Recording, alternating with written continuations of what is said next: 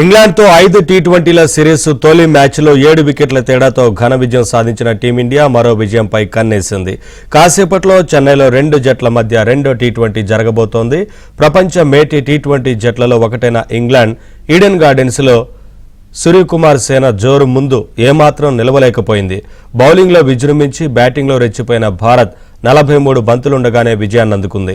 కోల్కతాలో మాదిరే స్పిన్నర్ల ఆధిపత్యం సాగే చెన్నైలోనూ ఇంగ్లీష్ జట్టుకు చెక్ పెట్టి మరో విజయాన్ని ఖాతాలో వేసుకోవాలని టీమిండియా చూస్తోంది.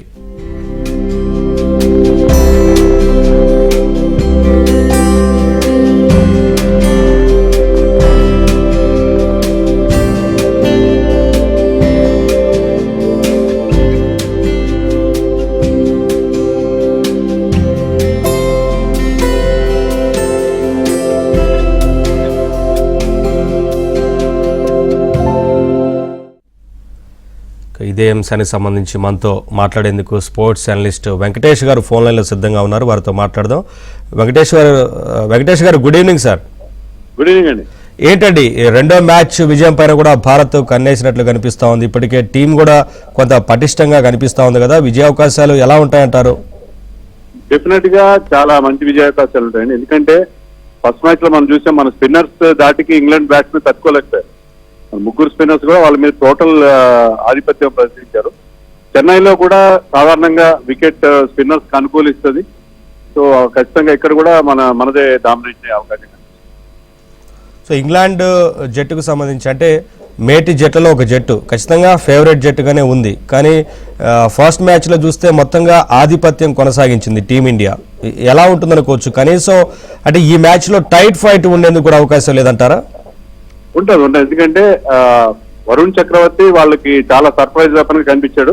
సో వరుణ్ చక్రవర్తిని ఆడడంలో వాళ్ళు చాలా ఇబ్బంది పడ్డారు. 3 వికెట్స్ కూడా వచ్చినాయి అతనికి ఎర్లీగానే.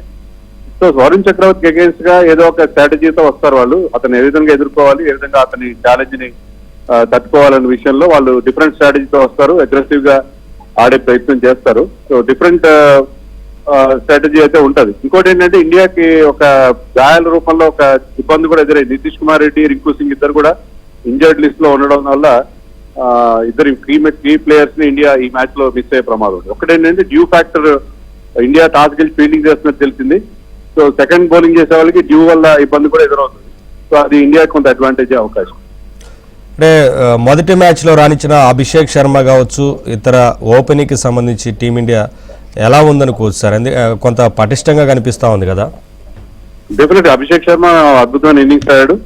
సో అదే ఫామ్ కంటిన్యూ చేస్తే చాలా బాగుంటుంది. సంజు శాంసన్ కూడా చాలా మంచి ఓపెనింగ్ అందించాడు చెప్పాలి. ఒకటేంటంటే ఇంగ్లాండ్ బౌలర్స్ చాలా మంచి వేగం ప్రదర్శిస్తున్నారు. 150 కిలోమీటర్స్ పర్ అవర్ ఆ వేగంతో వాళ్ళు బౌలింగ్ చేస్తున్నారు. కాబట్టి ఇక్కడ కనుక వాళ్ళు ఒక చెప్పుకోదగ్గ స్కోర్ చేస్తే ఫస్ట్ ఇన్నింగ్స్ లో డెఫినెట్ గా వాళ్ళు మనకు థ్రెట్ ఇచ్చే అవకాశం ఉంది. Thank you sir. Thanks for your analysis.